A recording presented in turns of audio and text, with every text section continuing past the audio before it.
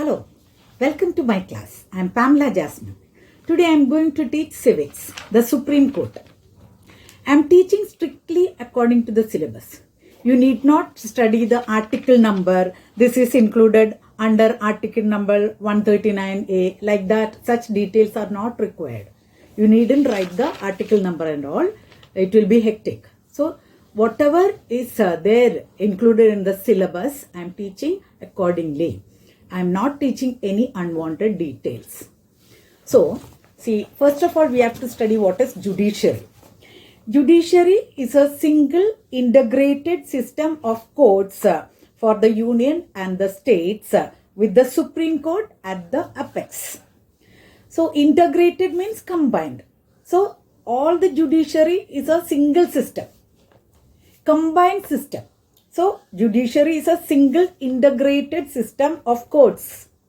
So, in that subordinate courts are there, high courts are there, and Supreme Court. Supreme Court is at the apex. At the Supreme Court is the head of the judiciary.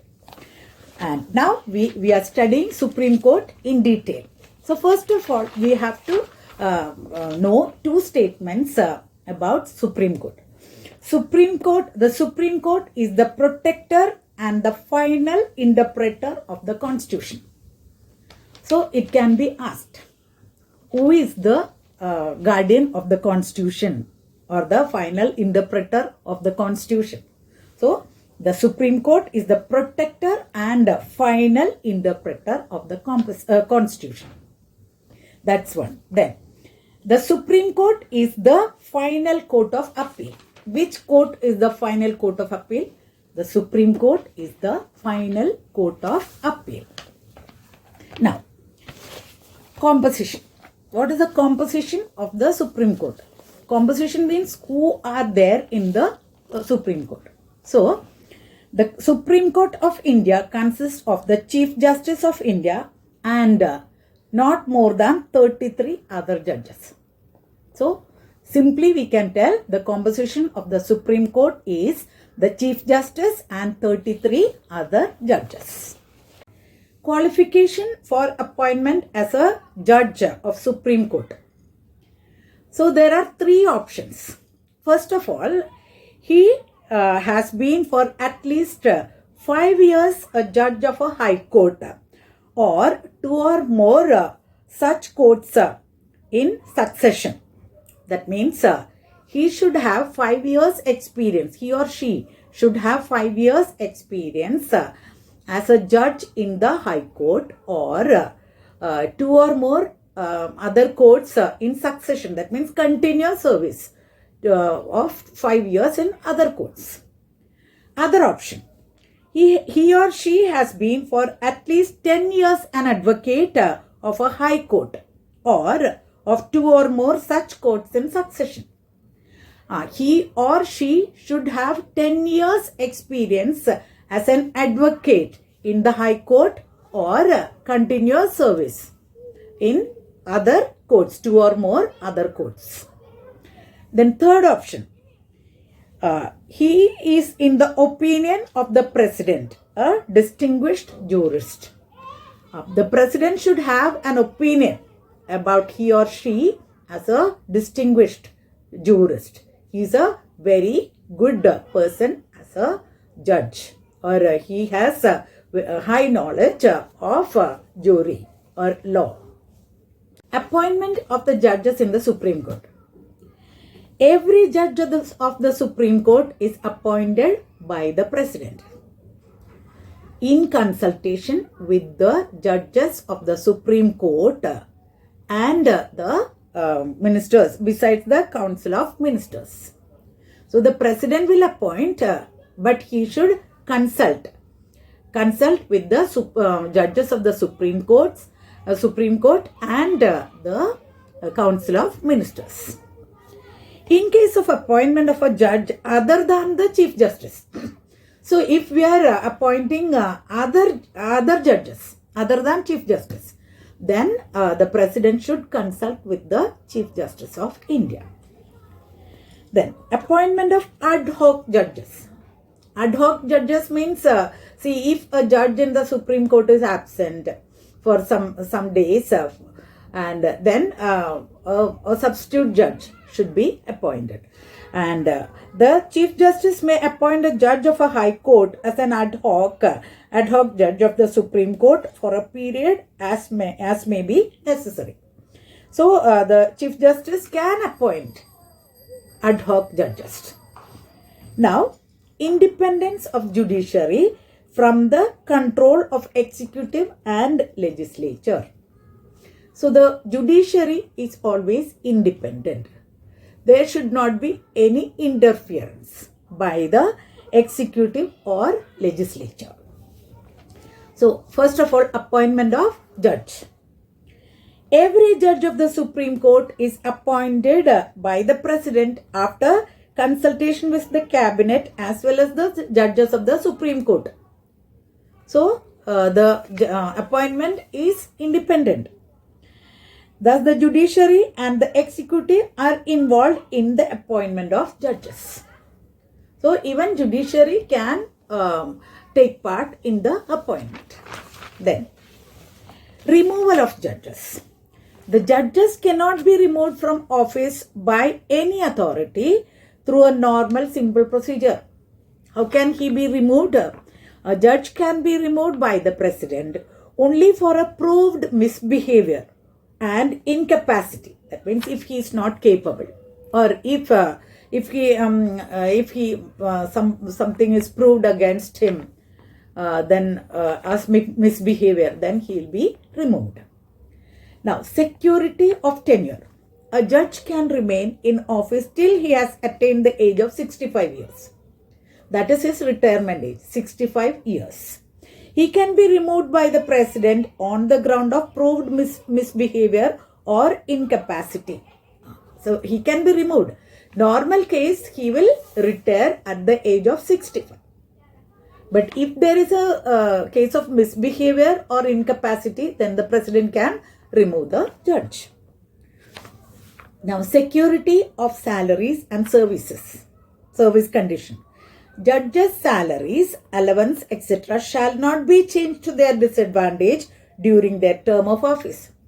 But when his salary is reduced, the salaries of the judges cannot be reduced except during periods of financial emergency. If there is a financial emergency in the country, then the salary of the judges can be reduced. That's all about the independence of judiciary.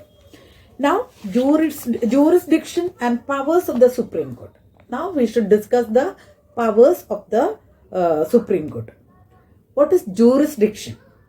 Jurisdiction is the power that a court of law exercises to carry out judgment and enforce laws. That is the power of the court to carry out judgment and to enforce laws. So we know Supreme Court is the protector and the final interpreter of the Constitution. Now, original jurisdiction. Original jurisdiction means the power to hear and determine a dispute in the first instance. Supreme Court is the head of the judiciary. So, normally, if there is a case, first of all, we have to go to the subordinate court, then High Court, then only it comes to the Supreme Court. But there are some cases of original jurisdiction. Original jurisdiction means the power to hear and determine a dispute in the first instance. In the first instance itself, the Supreme Court can judge. Supreme Court has the power to judge a case, to hear and determine a dispute. First, center state or interstate disputes. So, these are the examples for original jurisdiction. So, the Supreme Court has been given exclusive original jurisdiction in any dispute between Government of India and one or more states. If there is a dispute between the central government and a state government, for example, central government and the state of Maharashtra or state of Kerala, like that, then the Supreme Court only hear the case in the first instance itself. Or between Government of India and any state or states on one side and one or more states in the other. See, sometimes central government is with one state. So, central government and one state on one side and other state maybe having a dispute and central government is supporting one state and the other state is having a dispute. So, such case also will be heard by the Supreme Court in first instance itself. And third, between two or more states. If there is a dispute between two or more states, then also first hearing can be heard by the Supreme Court. Then, protection of fundamental rights. So, first case is this thing. Central government and state government, with one state and the central government on one side and other state is on the other side, and then if there is a dispute between two or more states, that is the first case. Then second, protection of fundamental rights. So we have already discussed that Supreme Court is the protector and interpreter of the Constitution. So the original jurisdiction also extends to cases of violation of the fundamental rights of individuals, and the court can issue several writs for the enforcement of these rights. So we know what is fundamental rights. If a person's fundamental rights is violated, then he can approach to the Supreme Court in the first instance itself. Then, transfer of cases from lower courts. The Supreme Court may transfer to itself cases from one or more high courts if these involve questions of law or cases are of great importance. If a very important case is in the Supreme Court, in the High Court, then the Supreme Court can transfer that case to Supreme Court itself, because it is a case of importance, great importance. Then, interpretation of Constitution. All cases where interpretation of Constitution is required can be directly filed in the Supreme Court. Only the Supreme Court interprets the Constitution. If a case requires the interpretation or explanation of the Constitution, then that case can be directly filed in the Supreme Court. These are the cases of original jurisdiction by the Supreme Court. Now, appellate jurisdiction. What is appellate jurisdiction? Appellate jurisdiction means the powers to grant special leave to appeal against the judgment delivered by any court in the country. It is a special leave, to appeal. So, if there is a judgment in the High Court and the victim is not satisfied, or then we can approach the Supreme Court for appeal. That is called the appellate. It is a court which may change the decision or reduce the sentence passed by the lower courts. Supreme Court can reduce the punishment or the sentence given by the High Court or the lower courts. The Supreme Court is the final court of appeal. Then, in that cases, first, constitutional cases. All matters, irrespective of the nature, where a certificate is issued by the High Court and it involves an important point of law and needs interpretation of the Constitution, can be brought before the Supreme Court. So, High Court may give a certificate to approach the Supreme Court, because that case may need interpretation of the Constitution. So, I have already told that the constitutional interpretation of Constitution is done only in the Supreme Court. So, if that is required, then the High Court will give a certificate to approach the Supreme Court. Civil cases for appellate. So, appeals in civil matters lie to the Supreme Court if the High Court certifies. Then only civil cases can approach Supreme Court. The High Court should give a certificate that the case involves a a substantial question of law of general importance. If the case has a important matter of law, as an important matter of law of general importance, and that the question needs to be decided by the Supreme Court. The case has to be decided by the Supreme Court. Then also the High Court will give a certificate to the Supreme Court. Then criminal cases. If it is a criminal case, there are two types. Two types of appeals in criminal cases lie in the Supreme Court. So, cases without the certificate of the High Court and cases with the certificate of the High Court. So, the certificate of the High Court is not required. Sometimes, so it is not required. The certificate of the High Court is not required. When? Where the High Court has reversed the judgment of acquittal given by the lower court and punished the accused with a death sentence. So, first of all, if there is a criminal case, people will approach the lower courts, subordinate courts.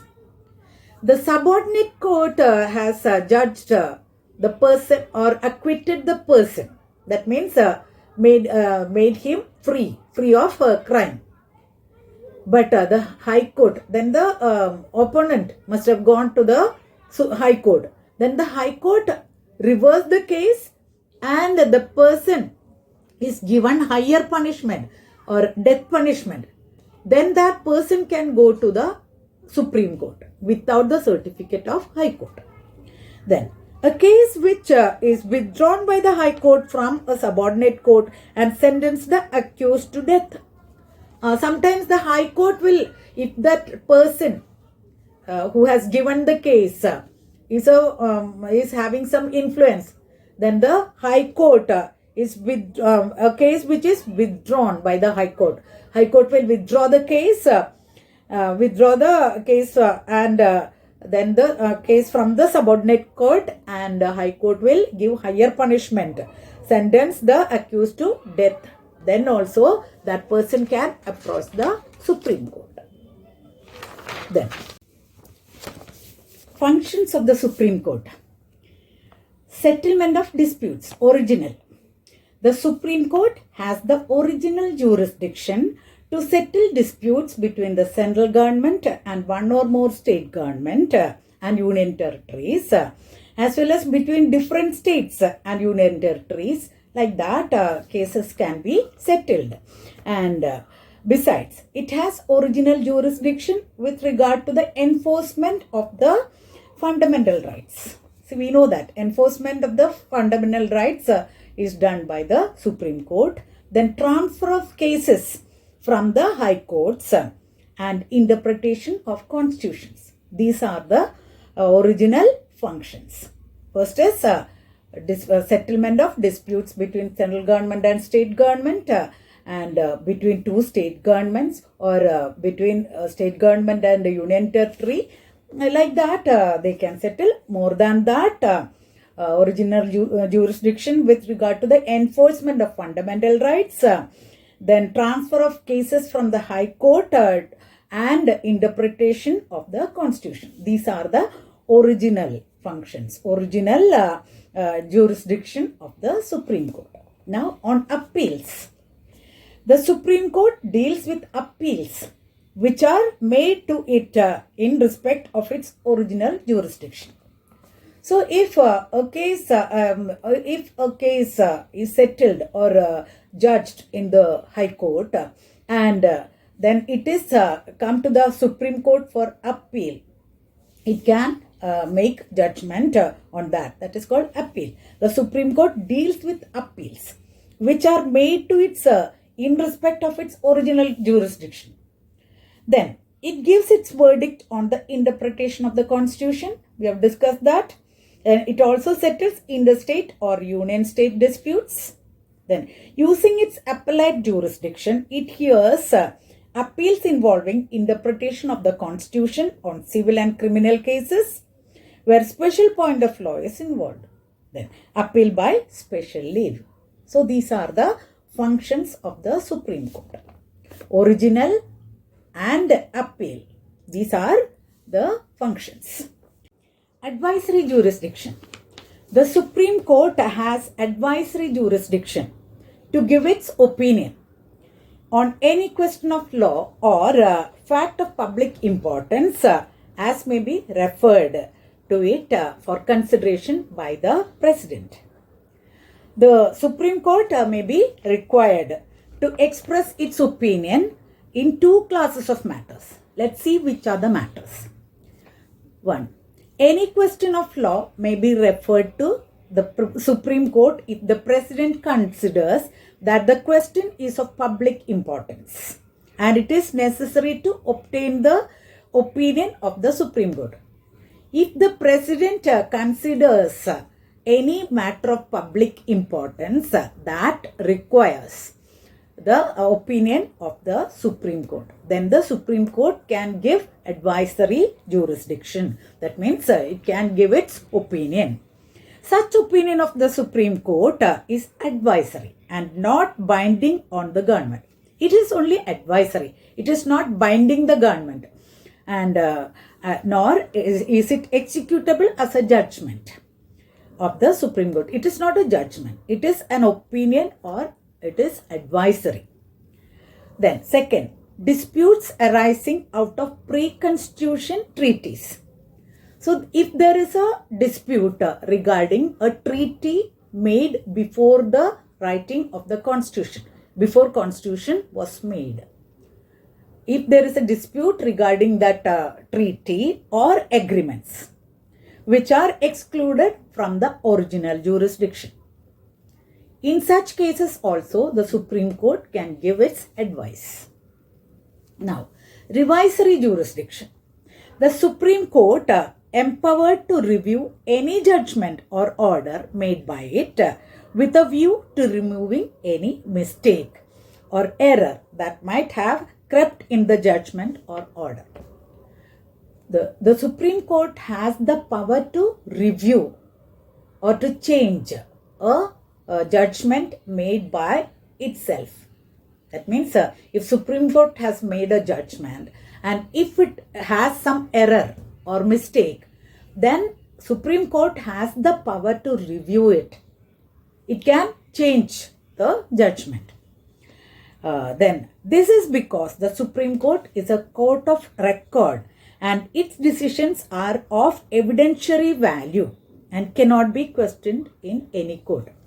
Why? So it should be perfect. The judgment made by the Supreme Court should be perfect because it is the court of record. Supreme Court is the court of record and its decisions are of evidentiary value.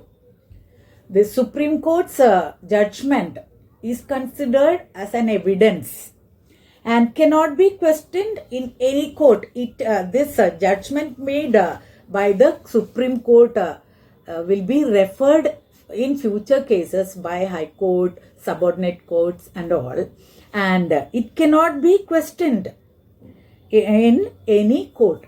It should not be questioned. So if there is a mistake made in the judgment by the Supreme Court has the power to review it and to change the order or judgment.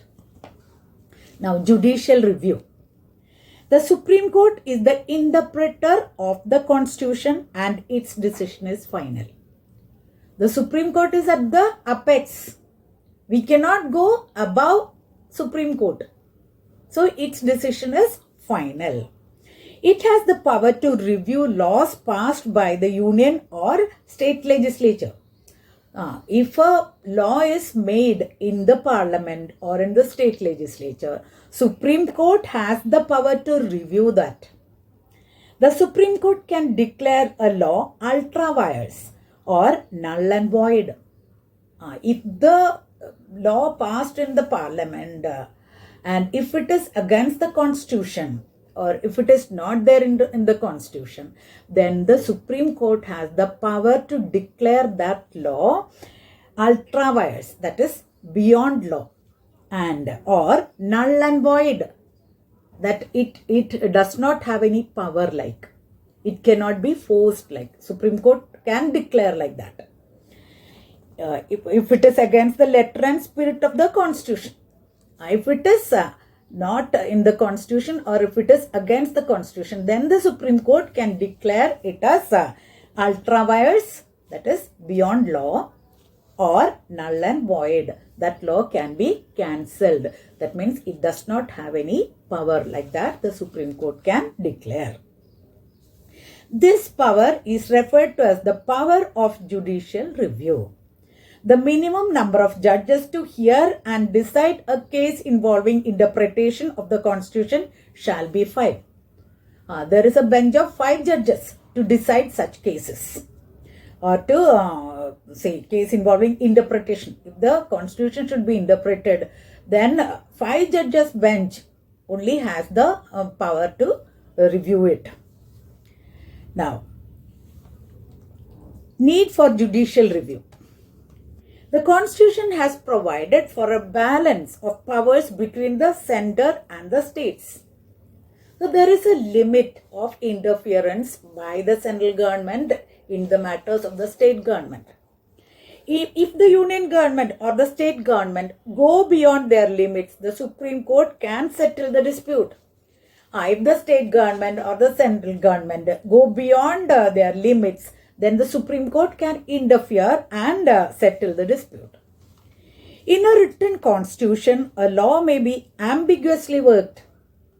In our constitution, sometimes a law written is ambiguous. If it is not clear, if it is not easily understood, then the question of interpretation of the Constitution is bound to arise, and the Supreme Court only has the power of original jurisdiction. If a law written in the Constitution is ambiguous, if it is not clear, then it can be interpreted only by the Supreme Court. Only Supreme Court has the power to interpret the Constitution. That is of original jurisdiction. Then, the legislature may not possess the wisdom, experience and impartiality which are needed to explain what the law means. The legislator may not have that much wisdom, knowledge or experience, and it should be explained. It is needed to be explained what the law means. Then this function can be best performed by the Supreme Court.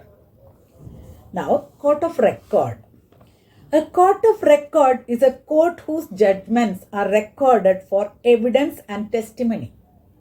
Supreme Court is the court of record. If a judgment is made, then that is recorded for future references and for evidence and testimony. The judgments are in the nature of precedents, that is, the high courts and other courts are bound to give a similar decision in a similar case. These are the Supreme Court's decisions or judgment is recorded, and the High Court and the subordinate courts can refer that for similar cases. And they are not to be questioned when they are produced before any subordinate court. So, if they refer the decisions or judgments made by the Supreme Court, then these high courts and subordinate courts will not be questioned, because it is done in the Supreme Court. Supreme Court is the highest authority of jury. Then, the Court of Record has 2 implications. Which are the 2 implications? Its judgments and orders are preserved as record. We have discussed. The judgments made by the Supreme Court is recorded for future references. These can be produced in any court as precedents. So, it can be presented to any court for reference. If a person commits a contempt of court, the court has the authority to punish him. So, if anyone misbehaves, or if anyone does not abide the judgment made by the Supreme Court or any court, he can be punished for contempt of court. No authority can deprive the court of this right. Nobody can question that. The contempt of court is punishable. Truly, the Supreme Court acts as the guardian of the Constitution. We have already discussed. Supreme Court is the guardian of the Constitution. It acts as the guardian of the Constitution. Enforcement of fundamental rights. Any citizens whose rights are violated may move the Supreme Court for the enforcement of the rights. That means if any citizen's fundamental rights are violated, he or she can approach the Supreme Court for the enforcement of the rights. The Supreme Court has power to issue orders or writs. What is a writ? A writ is an order from a judicial authority asking a person to perform some act or refrain from performing an act.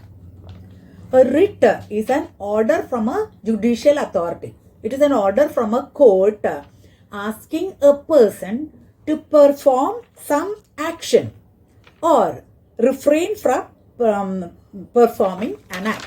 Refrain from performing an act. The Constitution prohibits the state from making any law which takes away or abridges the fundamental rights. The Constitution does not allow the state to make any law that violate or that takes away the fundamental rights. If it does so, if the state makes such law that violates fundamental rights, then that law shall be declared null and void. That means that law shall be declared that it does not have any validity by the Supreme Court. That's all about Supreme Court. If you like this video, please like, share and subscribe. Thank you for watching. God bless.